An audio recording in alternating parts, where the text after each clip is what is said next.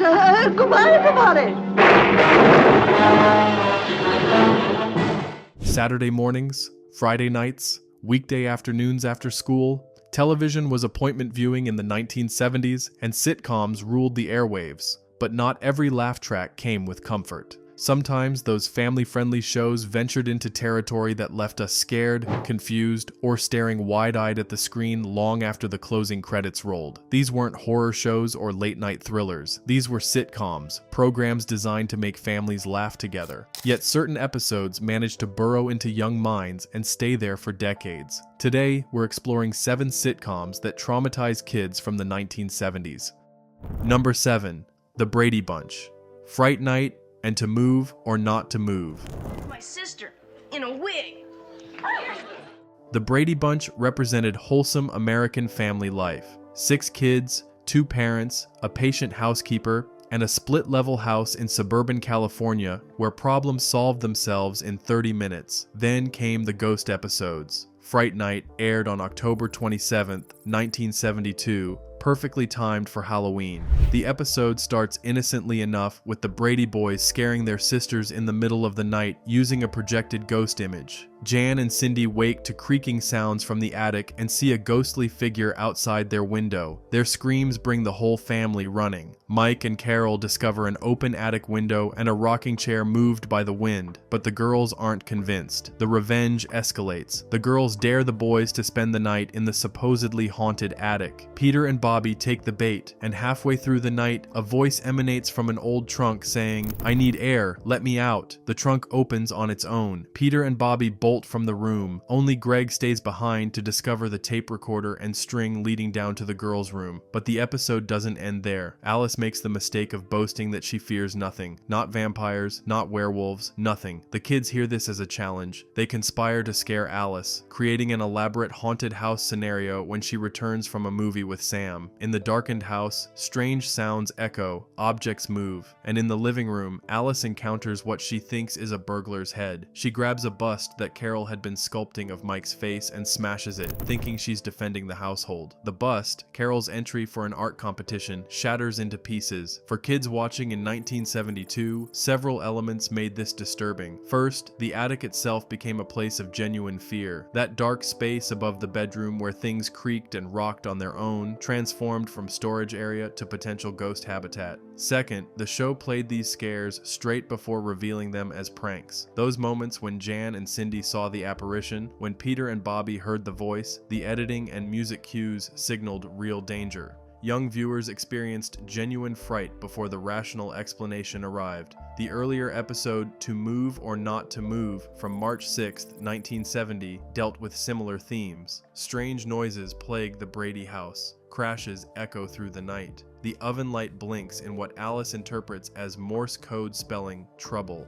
Carol and Alice grow genuinely frightened, and Mike dismisses their concerns as the house settling. The twist comes when we learn the kids created the haunting. They don't want to move to a new house, so they stage supernatural events to scare away potential buyers. When Realtor Bert brings Mrs. Hunsaker to view the property, Bobby and Cindy play ghosts. The scheme works. Mrs. Hunsaker flees. What made this unsettling for children was the violation of home as safe space. The Brady house, that familiar split level we'd visited weekly, suddenly contained unexplained phenomena. If strange things happened in the Brady home, they could happen anywhere. The episode planted seeds of doubt about those creaks and groans houses make at night. Maybe they weren't just settling. Maybe something else lurked in the shadows. Ann B. Davis played Alice's fear perfectly. As the steady, unflappable housekeeper, seeing her genuinely scared registered as wrong. If Alice couldn't handle the situation, how could anyone? Her wide-eyed reactions to the blinking oven light and mysterious sounds gave permission for viewers to be scared too. This wasn't overreaction. This was appropriate fear. The shows ended with lessons learned and allowances suspended, but the images lingered. The projected ghost outside the window, the voice from the trunk, the blinking oven light. These weren't elaborate special effects, which made them more effective. They were simple, achievable scares that kids could imagine happening in their own homes.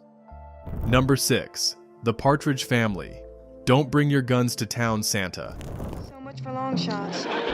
There's only one man who can help us. There's only one man who can help. The Partridge Family traveled the country in their colorful bus, spreading music and wholesome entertainment. But their December 17th, 1971 Christmas episode took a dark turn that caught viewers off guard. Don't Bring Your Guns to Town, Santa begins with the family driving home from a Las Vegas performance on Christmas Eve. The bus breaks down in a ghost town, not a town that happens to be empty, a genuine Old West ghost town with a single inhabitant, an old prospector named Charlie played by Dean Jagger. The setting alone created unease. Ghost towns weren't uncommon in 1970s television westerns, but seeing the cheerful Partridge Family stranded in one felt wrong. These weren't cowboys or gunslingers. These were musicians in bell-bottoms and paisley prints. The desolate, weathered buildings and empty streets contrasted sharply with the show's usual bright, optimistic tone. Charlie tells the family a Christmas story set 100 years earlier. The episode shifts into a period drama with the Partridge Family cast as Old West characters. This nested narrative structure, where familiar actors played different people in a different time, created cognitive dissonance for young viewers. Was this still the Partridge Family? Were these the same characters or different ones? The story Charlie tells involves violence, loss, and moral complexity far beyond the show's typical storylines. A town divided, a Christmas bell stolen, gunfighters, and frontier justice. The Partridge Family actors playing these roles made the violence feel more immediate because we knew these people. We'd watch them sing "I Think I Love You" and navigate typical family situations. Seeing them in scenarios involving guns and danger felt like a betrayal of the show's premise. The episode's tone shifted constantly. Moments of warmth and Christmas spirit gave way to tension and unease. The framing device of being trapped in the ghost town added another layer. Even after Charlie's story ended, the family remained stranded. Keith and Reuben worked on the bus, while the others huddled against the cold desert night. For children, the episode raised uncomfortable questions. Why was this cheerful musical family stuck in a place associated with death and abandonment? Why was their Christmas episode about Old West violence instead of holiday cheer? The show tried to wrap everything in a message about love and togetherness, but the imagery remained. The empty town, the frontier violence, the sense that bad things had happened in this place, and echoes of that darkness still lingered. The episode ended with the family singing "Have Yourself a Merry Little Christmas" a cappella. Beautiful, but tinged with melancholy after everything that came before. Kids expecting a lighthearted holiday special got something far more complex and troubling. The ghost town setting proved too effective. That desolation, that reminder of impermanence and loss, didn't match the show's usual optimism. Number 5. The Odd Couple. Various episodes with psychological tension. Oh, it's all right. It's just this one thing. I don't want you to feel any guilt whatsoever. The fault is not yours. The Odd Couple ran from 1970 to 1975, bringing Neil Simon's comedy about mismatched roommates to weekly television.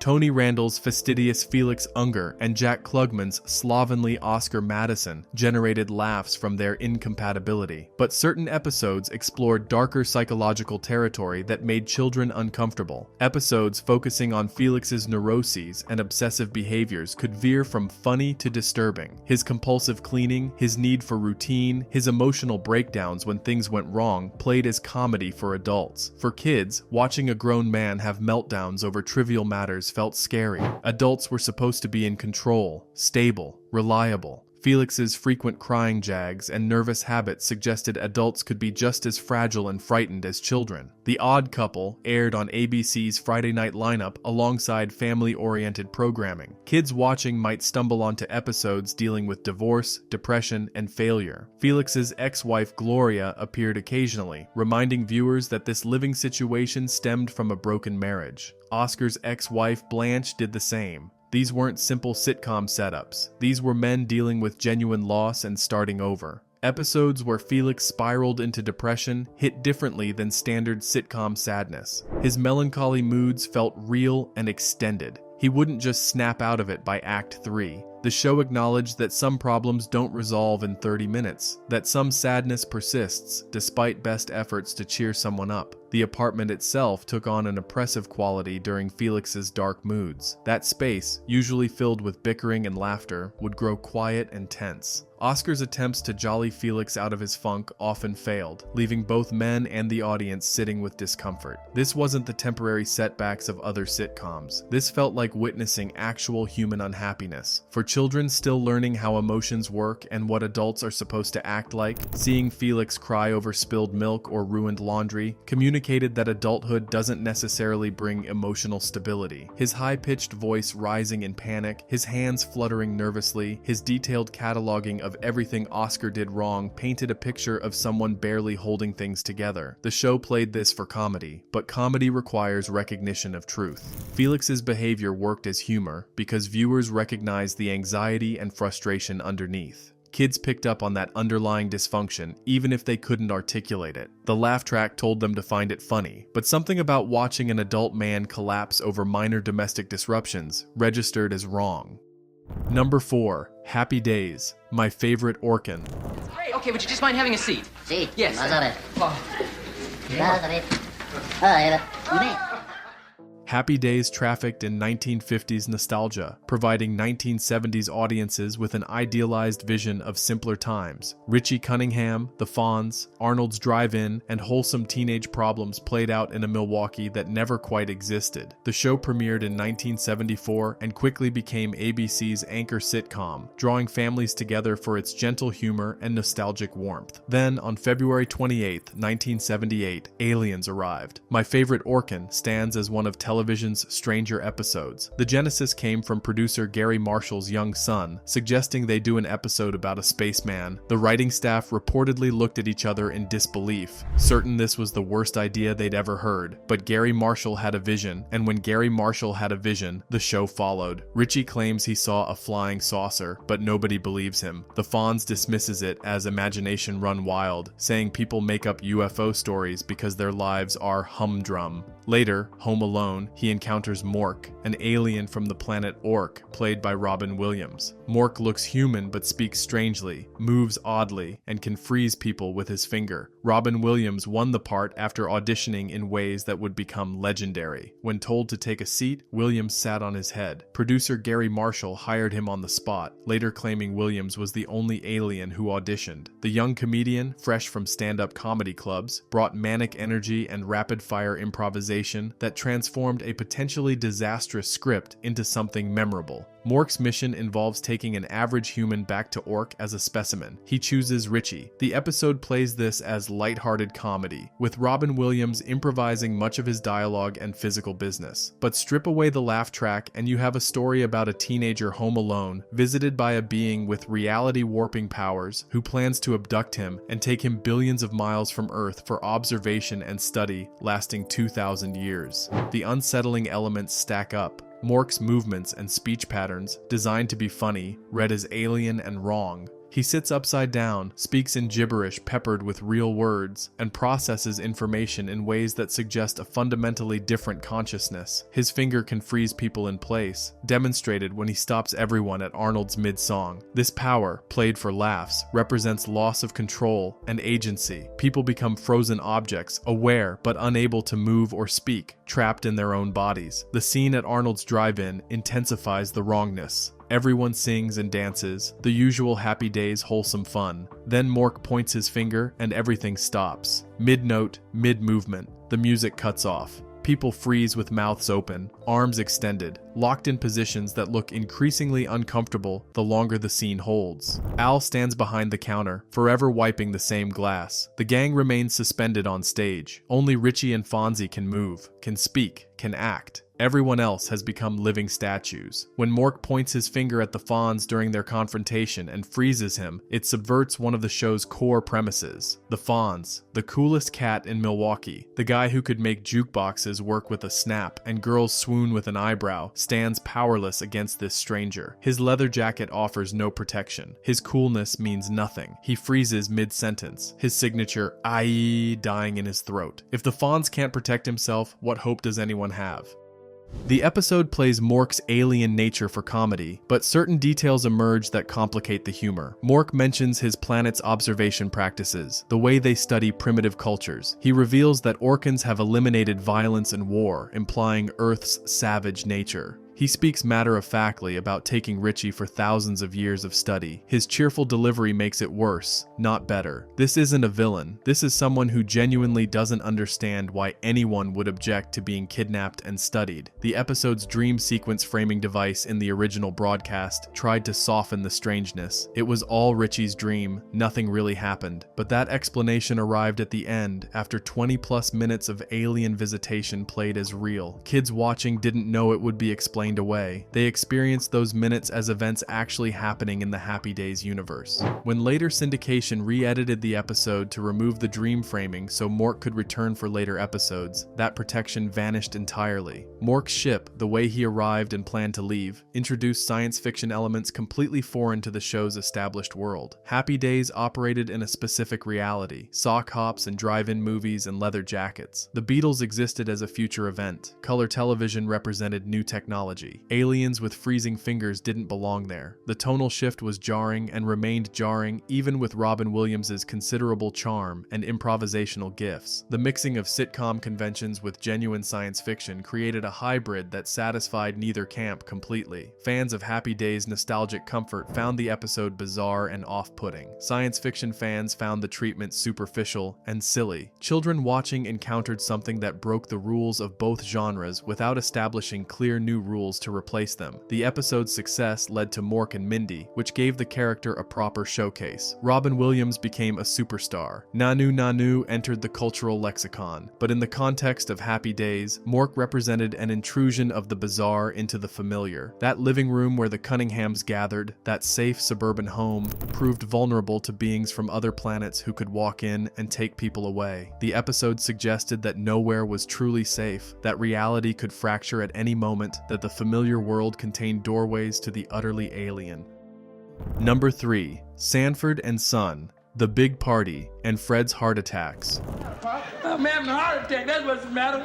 Are you sure it's a heart attack? Sanford and Son brought working-class black family dynamics to primetime. Fred Sanford, played by Red Fox, ran a junkyard in Los Angeles with his son Lamont. The show dealt with real issues: poverty, generational conflict, racism, but wrapped them in Red Fox's considerable comic talents. However, Fred's running gag of faking heart attacks created unexpected psychological weight for young viewers. Fred clutched his chest dramatically whenever things didn't go his way. "I'm coming to join you, Elizabeth," he'd wail, referencing his deceased wife. This is the big one. These fake heart attacks served as Fred's manipulation tactic. If Lamont planned something Fred didn't like, out came the chest clutching and theatrical suffering. The show's writers and Red Fox played these moments broadly. Fred's exaggerated movements and over-the-top delivery signaled fakery to adults. Kids, however, didn't always catch the distinction between real and performed suffering. They saw an elderly man grabbing his chest and calling out to his dead wife. They saw genuine distress on his face, heard the pain in his voice.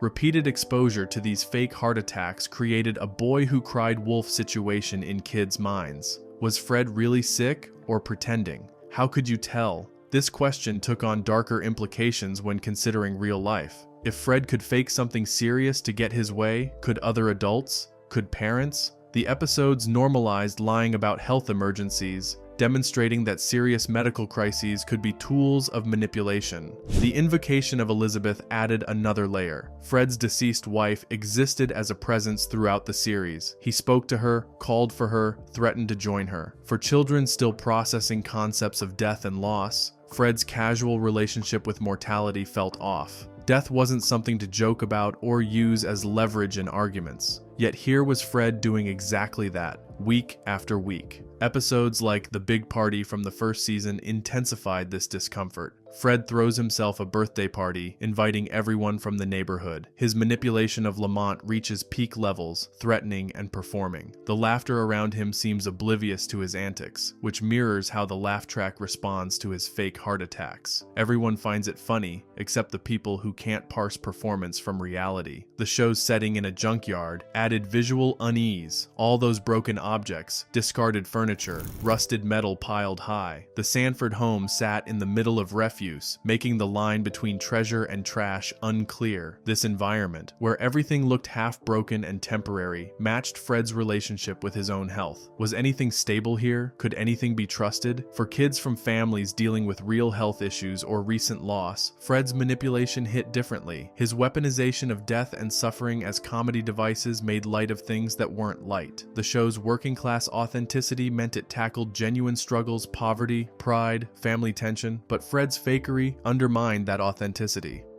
Number 2. Bewitched. Various episodes with witchcraft and the supernatural. In fact, I think I will. Bewitched premiered in 1964, but ran through 1972, making its later seasons very much a 1970s show. The premise centered on Samantha Stevens, a witch married to mortal advertising executive Darren. Her attempts to live as a normal housewife while managing her magical family created the series' comedy and conflict. But Bewitched trafficked in real witchcraft lore, not sanitized fairy tale magic.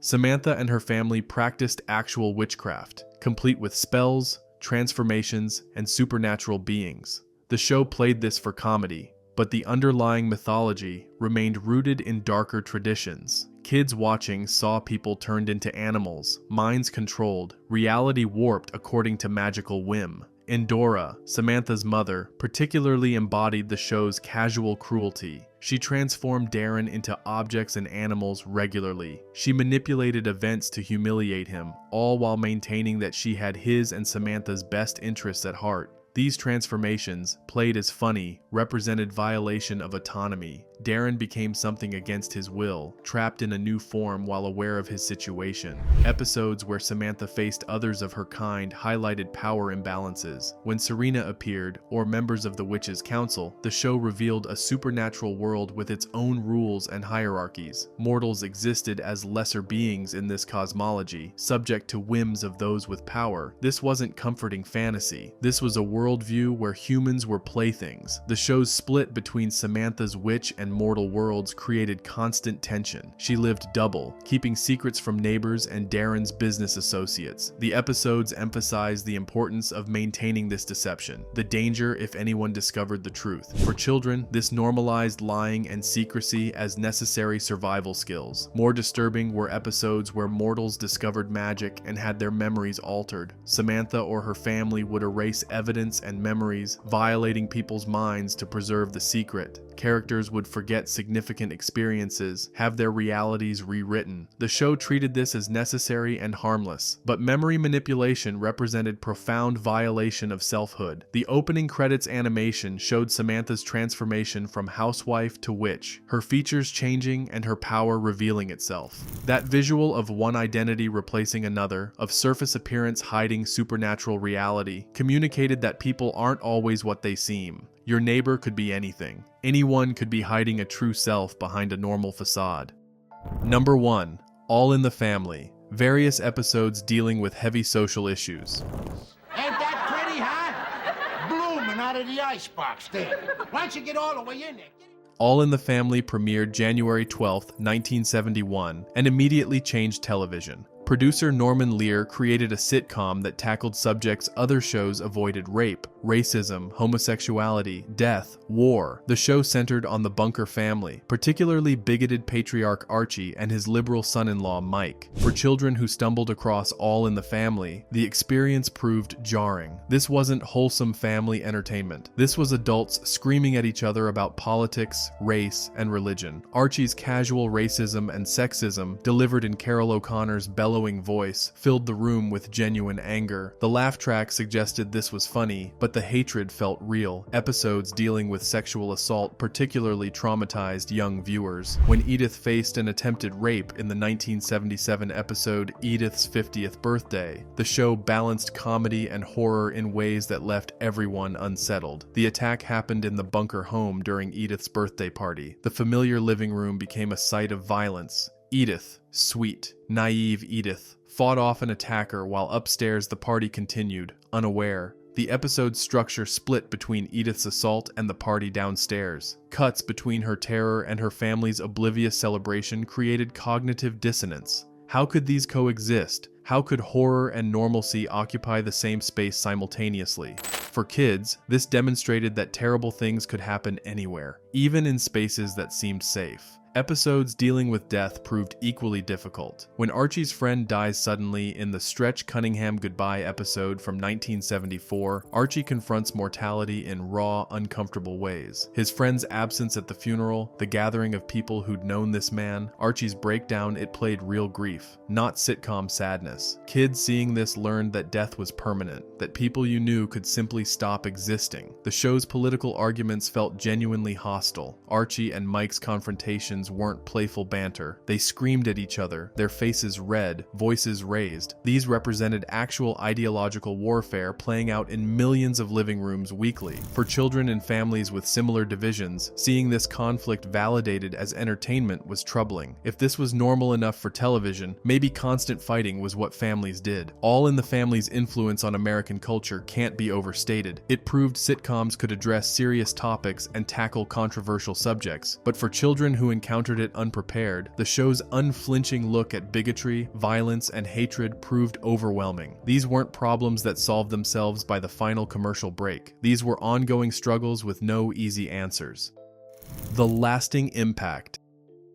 These 7 sitcoms represent a specific moment in television history when shows designed for family viewing ventured into darker territory. The 1970s saw sitcoms evolving from pure escapism toward social relevance and psychological complexity. Producers and writers tested boundaries, introducing elements of genuine fear, supernatural threat, psychological disturbance, and social upheaval into ostensibly lighthearted entertainment. For children watching these shows, the experience left marks. The Brady house's attic remained haunted in memory long after the episode revealed pranks. Felix Unger's breakdowns demonstrated adult fragility. Fred Sanford's fake heart attacks complicated understanding of truth and performance. Samantha's magic showed that reality could be rewritten at will. Archie Bunker's rage proved that families could tear themselves apart over ideas. These shows traumatized not through graphic content, but through violation of expectations. They promised laughs and comfort, but delivered unease and questions. They took familiar formats and injected them with elements that didn't quite fit. That cognitive dissonance, that sense of something being wrong in supposedly safe spaces, created lasting impressions. Looking back now, these episodes showcase television's evolution. They represent risks networks and producers took, expanding what sitcoms could address and how they could make audiences feel. Not all experiments succeeded. Some episodes remain uncomfortable viewing decades later, but they pushed boundaries and changed what was possible in the medium. The 1970s generation, now in their 50s and 60s, carries these memories. The projected ghost outside the Brady girls' window, the old prospector's story in the desert ghost town, Felix's tears, Fred clutching his chest, Samantha wiggling her nose while warping reality, Archie's red-faced rage. These images persist because they caught us off guard at ages when we couldn't quite process what we were seeing. These 7 sitcoms remind us that television in the 1970s took risks with tone and content that sometimes left young viewers scared, confused, and questioning what they'd seen. If you remember these moments and recognize that mix of nostalgia and discomfort, give this video a like and subscribe for more deep dives into the television that shaped our childhoods. What other 1970s shows traumatized you as a kid? Share your memories in the comments below, and we'll see you in the next one.